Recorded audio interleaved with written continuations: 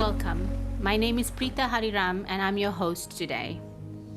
It's an early start for many of you from this side of the world. However, for those of you joining us from the other side, mostly from the southern hemisphere, it's a bit more of a nicer timing. But needless, wherever you are, thank you all for taking the time to joining this very interesting session we have lined up for you.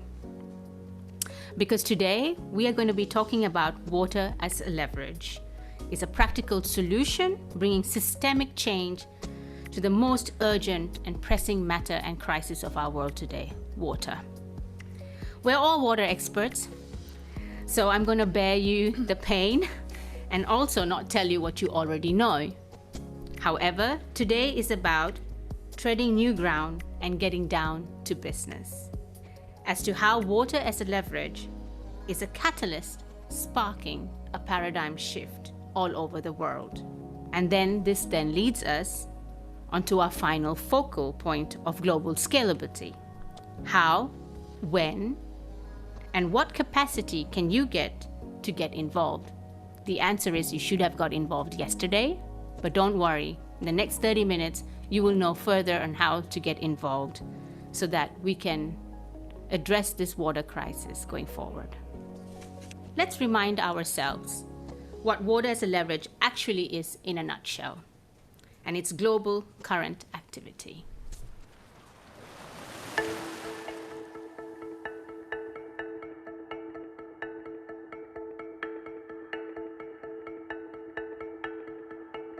Pani. Ini.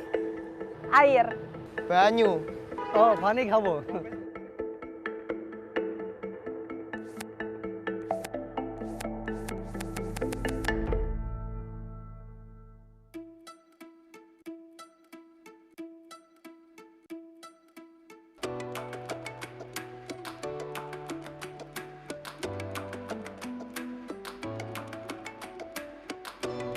Pula.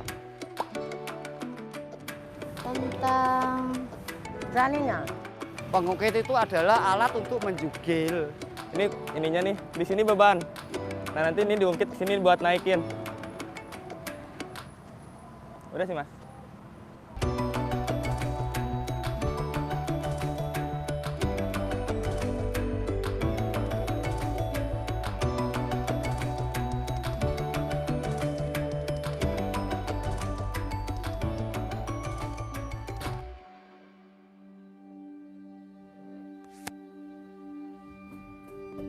The kind of issues that dominate Chennai are all typified by water. Like either there's too much of it or too little of it. We face recurrent floods, recurrent droughts. Semarang, as a coastal city, is suffering from tidal flood and land subsidence. So people here tend to think that water is actually their enemy rather than their friends. ময়নদী Khulna শহরের একটা প্রাণকেন্দ্র এবং জলবায়ু পরিবর্তনজনিত কারণেই যেই প্রবলেমগুলো আমরা face করি সেটা হলো জলাবদ্ধতা, অতিবৃষ্টি, ঝড় এবং স্যালাইনিটি যে বৃদ্ধি পাচ্ছে এখানে, যার কারণে আমার ফসল ঠিকমতো জন্মাচ্ছে না। পানি যেটা ওয়েস্ট ওয়াটার যেটা নদীতে ফেলে এবং নদী ক্রমাগত এটা নষ্ট করছে। এই ওয়াটার অ্যাজ লেভারেজের এই প্রোগ্রামের আওতায় আমরা নদীটাকে প্রবাহিত করতে পারি, পরিষ্কার রাখতে পারি, রিজার্ভার হিসাবে এখানে কাজ করতে পারি এবং বায়োডাইভার্সিটির এখানে উন্নত করতে পারি। Water as leverage really changed the perspective of seeing water and treat water. For example, one of the WAL concept is resilient kampung. By making this place free from tidal flood and land subsidence, we can provide a good livelihood for the people here. So they can live here, they can work here, they can play here, and also this could be a role model for any other similar coastal places around the world. As a program, Water is Leverage made sure that water was not looked upon as a problem issue. It was looked upon as an opportunity. It was looked upon as a connector. One of the things that the program attempts to do is to capture water effectively. One of the sites is a temple tank. There are 54 major temple tanks in the city of Chennai.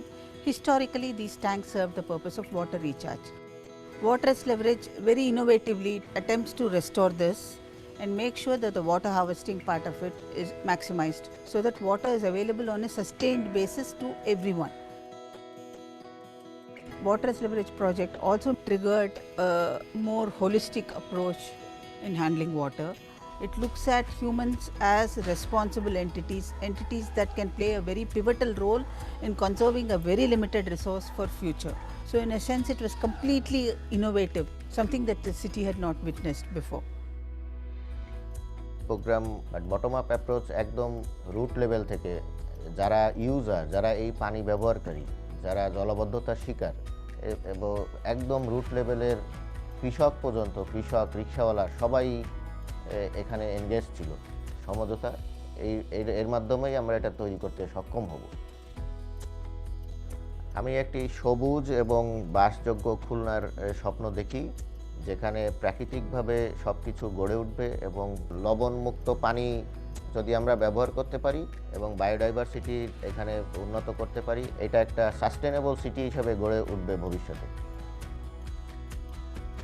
My dream is that the people of Semarang will love the water, that every place near the water, it can be a beautiful place, not an abandoned place, and all the people of Semarang will consider water as friends.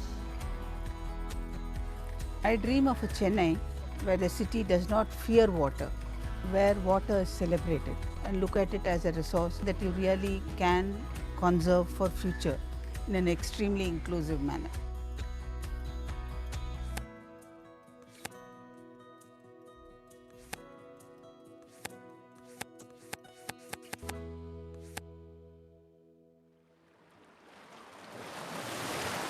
What an inspirational video. And today here in the studio, we have Mr. Henk Olvink and Miss Cynthia von Elk. Henk, Cynthia, welcome. Thanks, Prita. So Henk, please tell us, where did water as a leverage begin? Water as leverage begins at the understanding that everything we currently do, almost everything, is leading to more climate change and also more vulnerability. So to escape that lock-in, we have to create time and space to invest in each other, build trust and capacity, and develop solutions that really leapfrog us out of this lock-in situation. And water, as a connector, because it's about social issues, economic, environmental, climate, and cultural issues, has that capacity. So water brings us together, provokes solutions and partnerships that can deal with those future challenges and be replicated and scaled. So focusing on 3 cities in Asia, this is where we started. Fantastic, Henk, but quite complex it also sounds. So if you were to explain what water as a leverage is in a text message, what will be the game-changing words to really draw people in? Well, more than water as leverage, the springboard for sustainable action, climate action, I don't know. The complexity of the future challenges is the opportunity. Embracing that complexity and not ignoring it, like we currently do, is our way forward. So perhaps the text would be something like, water as leverage, your opportunity for inclusive and sustainable climate action. I think that's fantastic. That's really, really good. I think it could also be water as a leverage, your opportunity is now. Because I said to our viewers today that they should have joined us yesterday, so they better get on. They better track. get on. Yes, absolutely. very good. Thanks, Thank Britta. you very much, Yeah. Henk. Cynthia, thank you for joining us. Thank you. So, as a documentary photographer, you've seen water as a leverage implementation through a different lens. So, as an outsider to these contexts, what stood out for you? Well, what really stood out for me is to see how, from the very beginning, local communities were participating in the whole process. They were given a stage and a voice. They were invited to the workshops, and they would be right there with their local government officials, with the designers, the urban planners, and they could in detail explain what their situation was in their neighborhoods, the problems that they were dealing with. And then after that, the design teams would go on site visits to the communities and talk to the residents.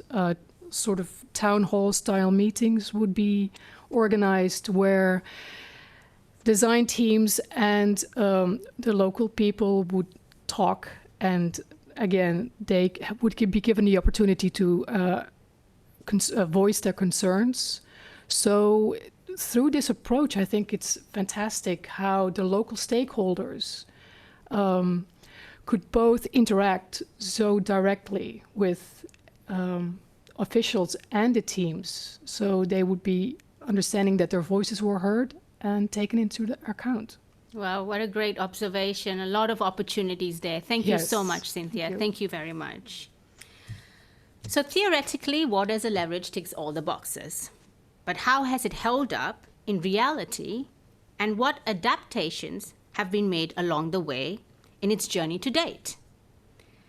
Let's take a brief recap of water as a leverage in Chennai before talking with the people who will also be joining us later on.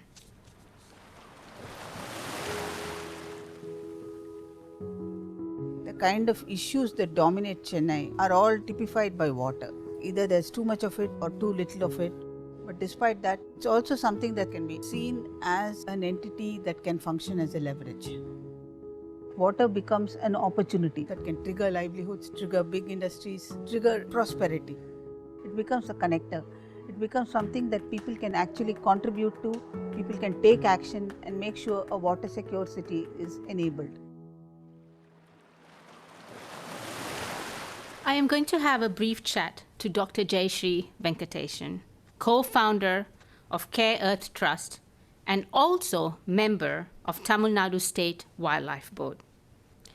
This was a pre-recorded conversation, so let's take a look. Vanakkam, Dr. Jayashree. Thank you for joining us. It's a pleasure to see you again. Likewise, Vanakkam. Would like to know from you, how did water as a leverage shift the thinking to the problems related to water initiatives in Chennai? And in your opinion, what were the key impacts of this? Please. Okay, thank you for inviting me. From a city that celebrated monsoons, Chennai since 2005 descended into a city that was scared of monsoons and scared of rains. People were not looking forward to rains anymore in the city, which is otherwise rather charismatic and is along the coast of Bay of Bengal. The paranoia that set in because of the unseasonal rains or the intense rains that typified 2015 and the floods that happened was followed by a series of drought years. So we were switching from a point of abundance of water or excess of water and water-related problems to no water. And unfortunately, we got a lot of global attention for the wrong reasons, for being a city that was very soon meeting zero water conditions. Now, Chennai city has always managed water as something that is in a demand kind of a scenario. So whatever be the initiative was focused on providing additional water to the citizens and their ever-growing demand. And come what may, this water had to be provided at least during the lean months.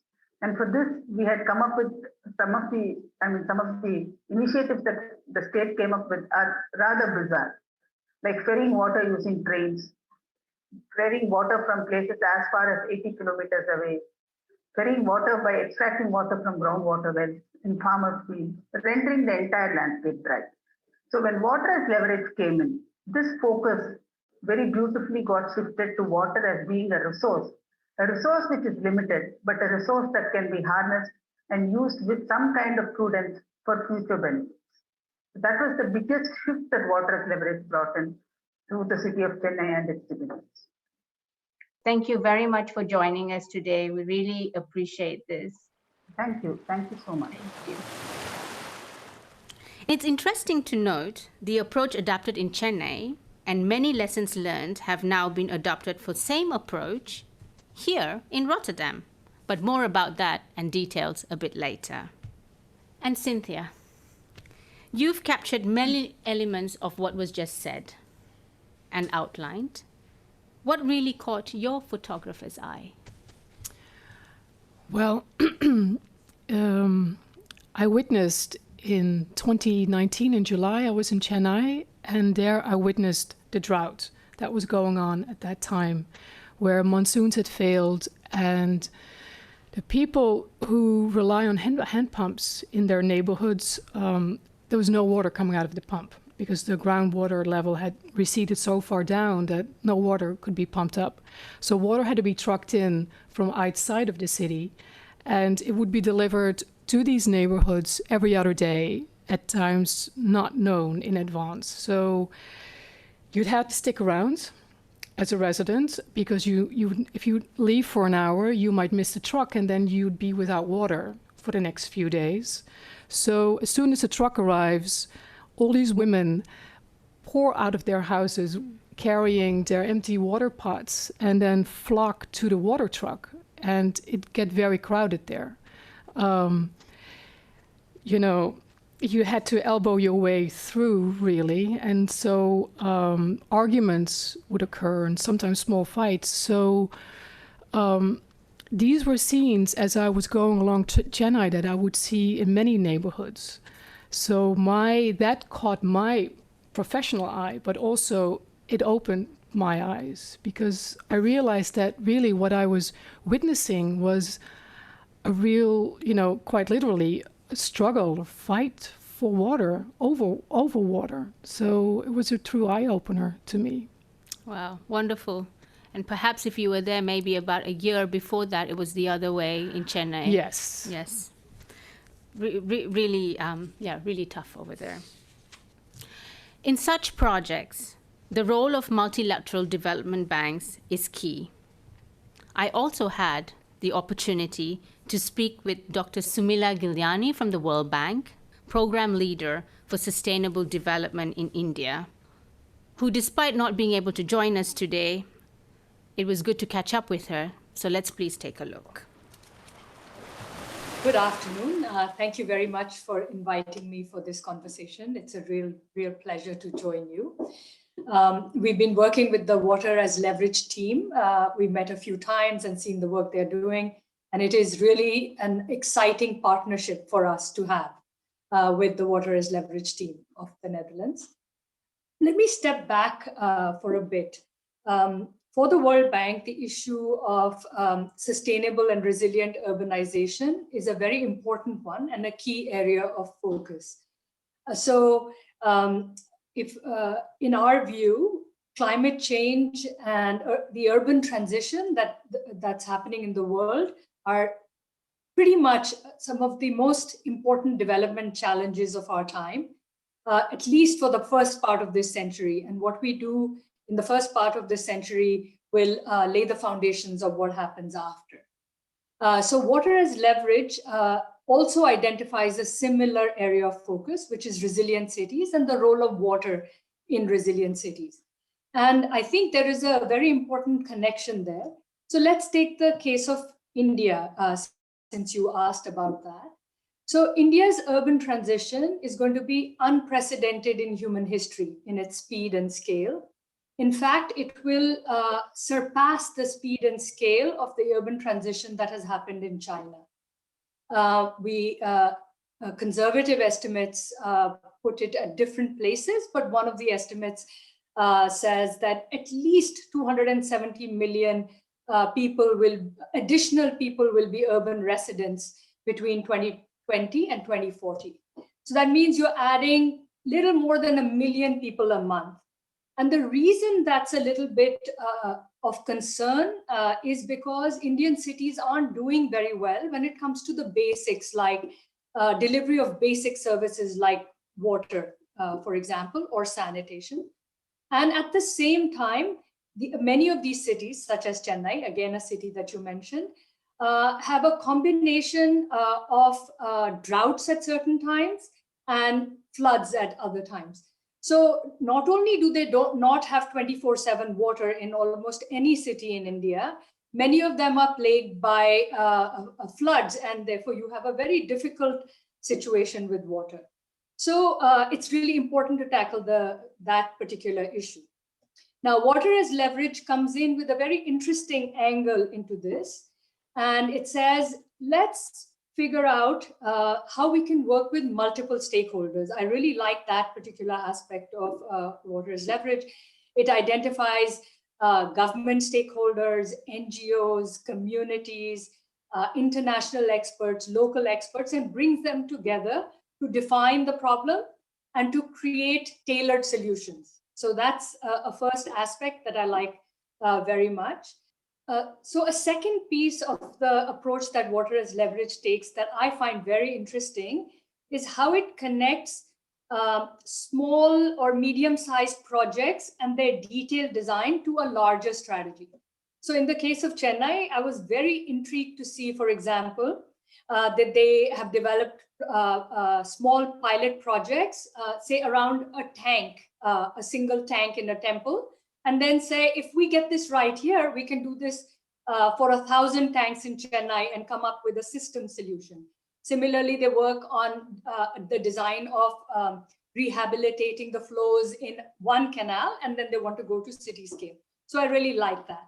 So essentially, in summary, they have a multi-stakeholder approach, and they go from the micro to a larger systems impact.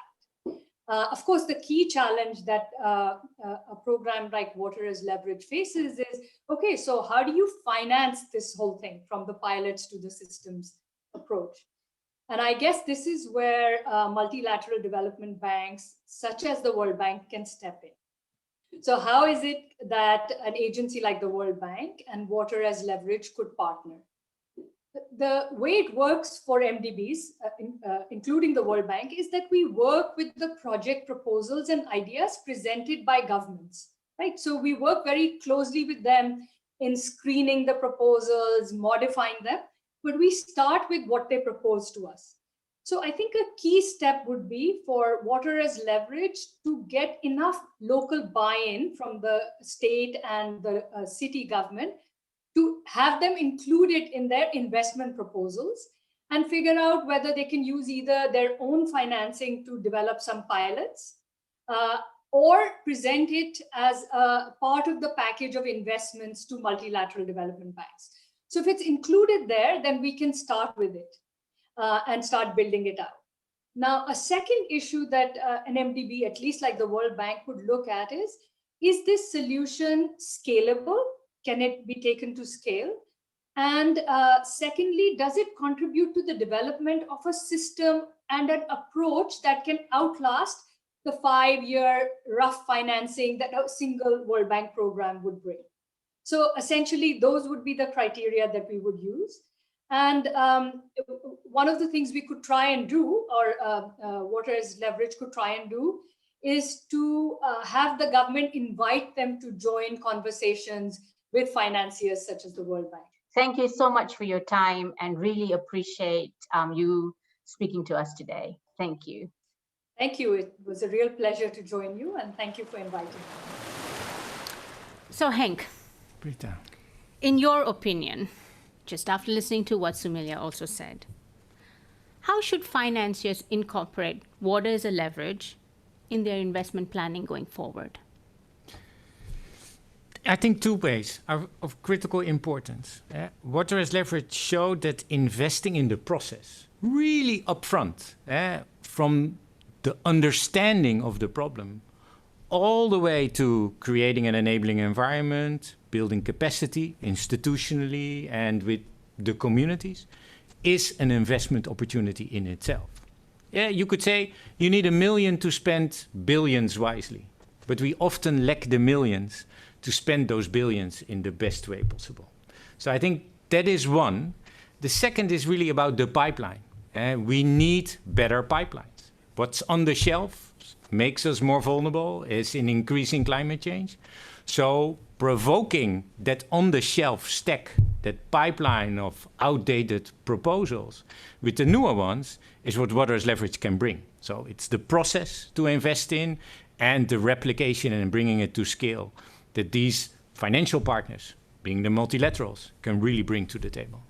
Well, I can't agree more. As you know, Henk, I come from that same sector and one who's endorsed also water as a leverage. But definitely it does provide an opportunity for investors to definitely step in at a very early stage as well. Yeah. Because we look for bankable solutions, and this is what programs like this can provide. So thank you. Thank you for that. Thank you very much. Our next guest is Thiru Harminder Singh, the Indian Administrative Services, who is the Commissioner of Sugar and Managing Director of Tamil Nadu Sugar Corporation Limited. He also formerly was the Additional Chief Secretary of the government's Municipal Administration and Water Supply. Vanakkam, Mr. Singh. It is very nice to have you here with us today. We had the opportunity to meet each other in Singapore, so it's a pleasure to have you here again today. Going forward, in your opinion, is water as a leverage a way of developing, planning to make Chennai a more water secure city? What do you think? Yeah, Vanakkam, and thank you very much for inviting me for this engagement. In fact, Hank was telling that though I'm not holding the same portfolio now, but because of long association we had with each other, maybe over 2 years, where we met in Chennai, we met in Singapore, and we continue to have a large number of interactions. He requested that it would be better if you can share your experience. So I thank Hank once again for providing this opportunity. And as I have already mentioned, we had over 2 years engagement with this institution, and Chennai, as you know, has been facing both floods and droughts over many years.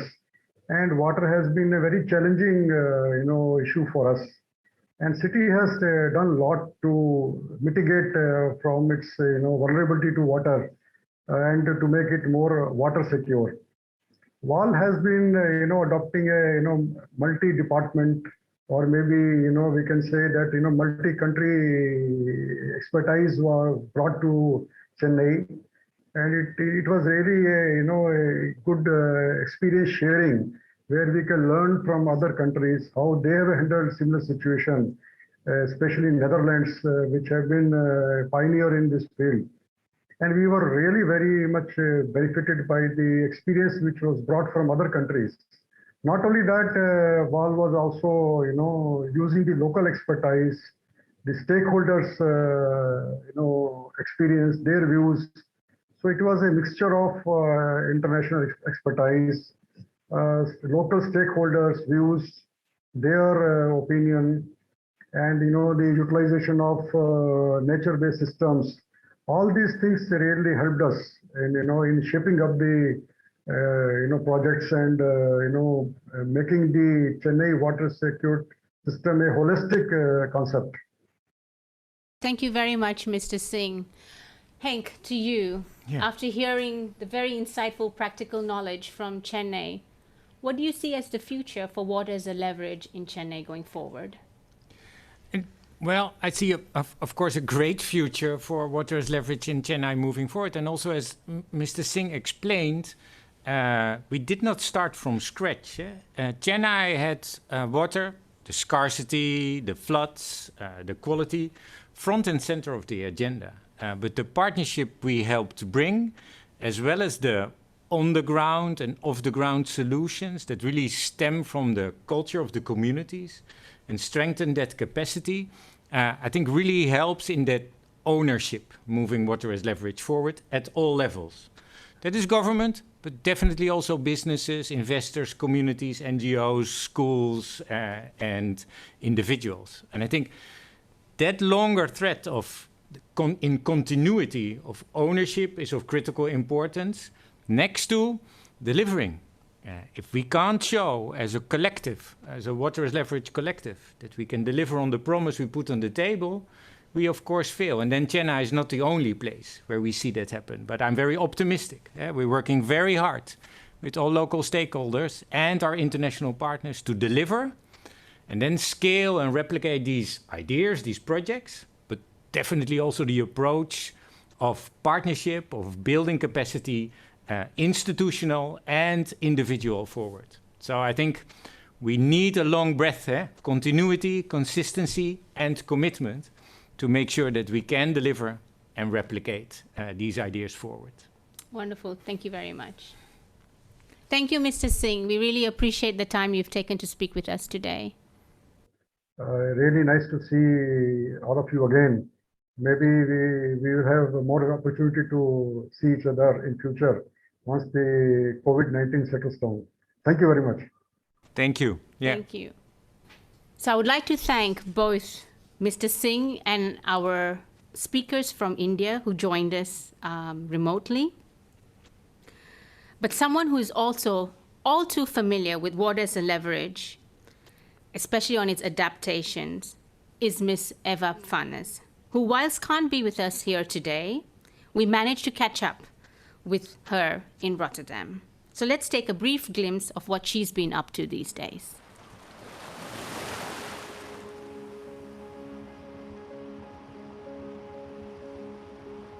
We are here in the International Architecture Biennial Rotterdam, where the idea of leverage was born. Because of climate change, our societies have to go through a number of changes. There will be changes in the way we use resources, like water and energy, and now the idea of leverage is how can we use these changes and the investments that come with it as a leverage for societal gains and benefits in the neighborhoods we live in. The lessons learned from Chennai are that we have to actively work with citizens in neighborhoods and tap into their local knowledge and develop projects with them instead of for them.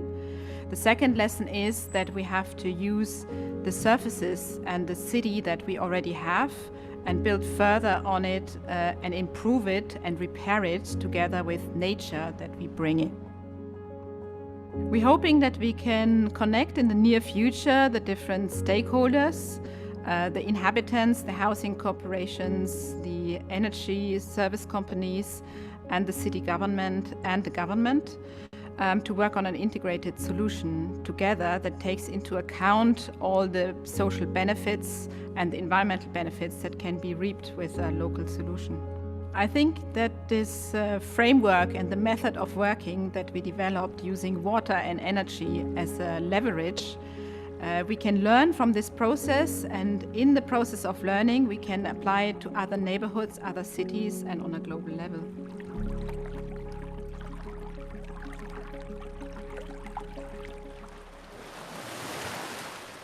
Hank, that Peter. recording was at the International Architecture Biennial, something that you are extremely familiar with. Yeah. Could you elaborate on the role of culture to create more sustainable infrastructure in the case of a neighborhood, let's say? Yeah, what the background of the International Architecture Biennale Rotterdam is to create that free space, not for free, but to create space to invest in each other, build trust and capacity, to really look at those very complex, wicked problems we face. So it's not a space to celebrate, but it's really to work hard. But because these problems are so complex, you have to really ground them in the culture of the place, in the culture of a neighborhood, but also in the culture of the environment. Systemic change comes from understanding the systems. And this is where a cultural approach, a by design approach really helps, but only if there is time and space to really take that investment. This is what Water as Leverage did and is still continued to do in Asia. We're bringing it to Africa and Latin America, even to the Netherlands. And this is also what the International Architecture Biennale Rotterdam is trying to do in embracing that approach. Oh, that's fantastic. I think you used the right word here, culture. Yeah. Because if you're going to take it to different parts of the world, you really need to understand one's culture to be able to build perspectives, and in this case, infrastructure that's suitable for that. So it's really nice that there is a safe place to be able to create and for people to come together at whatever level to address these cultural differences and look forward for water security. Thank you. Thank you very much, Hank. So it's a pleasure to see global scale of water as a leverage. As Hank earlier mentioned, currently we have Vietnam that's also endorsing this particular program and approach. There are scale-ups and opportunities in Africa, in South America, as Hank also just earlier mentioned. There's some things happening in Shenzhen, China, but also here in Europe, not only in the Netherlands, but in the wider part of the region. So water's leverage is leading the way for us to think in a different way, to approach the global crisis in water. But how and when should you get involved? Hank, when do you think people should get involved, and how can they get involved? You said it yesterday at the beginning, so I'm just going to repeat that. And at the same time, I think everywhere around the world, water's leverage there's no copyright to the concept. Everybody can start by really looking holistically in a very integrated, comprehensive way at these complex challenges, to really work inclusively at every step of the way, leaving no one behind, creating the opportunity to provoke the vested interest, the systemic lock-ins we face, to help develop those solutions that really make change possible. That can come at any scale. But do know that we from the Netherlands are your partner in helping to provoke these opportunities and build capacity, as well as those solutions, and bring them forward. But also understand that there is no one way, as you said. It's cultural. It has to come from the places and the systems where we face those wicked problems, those challenges, that we have to develop this. So start everywhere, in any place. But you can also look at watersleverage.org and find us there, or give us a call. We're happy to jump to the opportunity and see what we can do together, or build connections and partnerships in starting this better pipeline for this so much needed better world. Thank you very much, Hank. If people were not inspired earlier from the various speakers, I think that last statement that you made is incredibly inspiring. I think the opportunity for water as a leverage going forward has immense abilities and opportunities for us to actually address this crisis today. So thank you very much, Hank. Thank you. Thanks, Britta. Thank you. So if you're wondering how to get in touch with water as a leverage, when you should get in touch, I think that was already answered. Be sure to keep up to date. The details are there on your screen as well, as you can see. But needless, it has been such a pleasure hosting you. My name is Preeta Hariram, and goodbye. Thank you.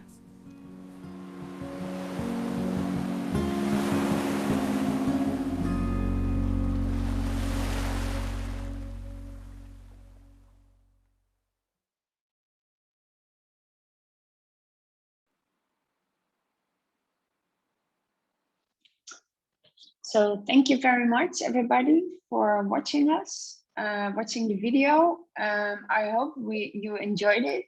I would like to ask everybody to put on his camera so we can start questions and discussions. And I would like to ask who would like. I would like to ask the other participants to join and ask the questions that they have, or maybe ideas. Sandra, we have one question coming from Windy Muziasari on the platform chat, possible. And I would invite everybody to do the same. And Windy asks, she's a CEO of Resistomap, a laboratory service provider for monitoring antibiotic resistance in water environments based in Helsinki, in Finland. And asks how a private sector contribute to get involved to join the Leverage project. She says they help to local cities to monitor and understand the level of antibiotic resistance in the area. Winnie, thanks so much for asking the questions. In Water's Leverage in Chennai, or Samara and Kulna, where we started, private sector was very much part of from the beginning of the conversation. I think as we try to explain in the conversation that it is really about building a coalition of local stakeholders and partners. They not only are of critical importance in helping understand vulnerabilities and helping to develop opportunities, they're also of critical importance for implementation to this matter of ownership, but also ideas and opportunities. So I think really depending on where you work, on what your focus is, and you explained very much what Resistomap is focused at. I think there are many opportunities that we can see. In another way is that this is where you can connect in Chennai, Khulna or Semarang if you or your organization is active in the places where we already work. The other way is that you can help start, initiate in a city, a region where you work, where you see, here is an aggregation of challenges or risks that also provides and helps us provoke an opportunity and solutions, where you see a strong partnership, where you're not alone, but where there's other businesses, governments, communities and individuals, professionals that really can help provoke those challenges. You can also approach us and see how we can start the process there. Thanks for the question.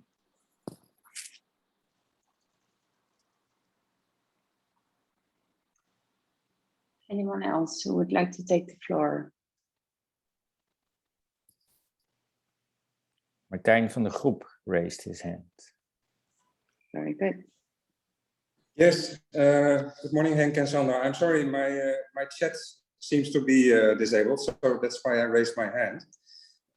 Thank you very much for the very interesting session so far. I will keep it very short due to the reasons of time, but I would like to mention that, of course, in Bangladesh, Khulna, we are also working on water as leverage, and very happy, which you already know, but to announce that we are now in the phase of very soon signing the grant arrangement for Khulna city, which resembles a little bit to the Chennai issues mentioned in the video. And well, thank you for all the work done in Khulna. And as mentioned by Prita, I think the work connects very well bottom up to the Bangladesh Delta Plan. And I hope indeed that the Khulna grant arrangement and initiative will spread out to other cities in Bangladesh. That's it. Thank you. Great. Thank you very much for your contribution, Martijn. Very pleased, of course, to hear, and working also very well together. Any other questions? Yeah, we have a question of Ainsley Dunn. She came in on the chat on Pathable. She thanks us and appreciates the shift in mindset that Water as Leverage promoting, and the focus on really understanding the problem, having a bottom-up approach to finding solutions. Ainsley works with a lot of passionate young people in the international school who are keen to get involved in an authentic way to tackle these problems. Where do you think they can be most effective? Well, Ainsley, thanks very much for your question. This is of real importance. What we try to do with Water as Leverage to really reach out also to the young. We had water youth, not only in the programs and projects, but also in our steering committee, making sure that that matter of young participation is also driven from the top. But in the cities where we work, we try to reach out to schools and communities to really involve the young. Not sure where you work with your international school, but from an outside perspective, young professionals and people in Kuala Lumpur. Thank you. So if you see an opportunity in and around Kuala Lumpur, bring it to our attention at wall@rvo.nl.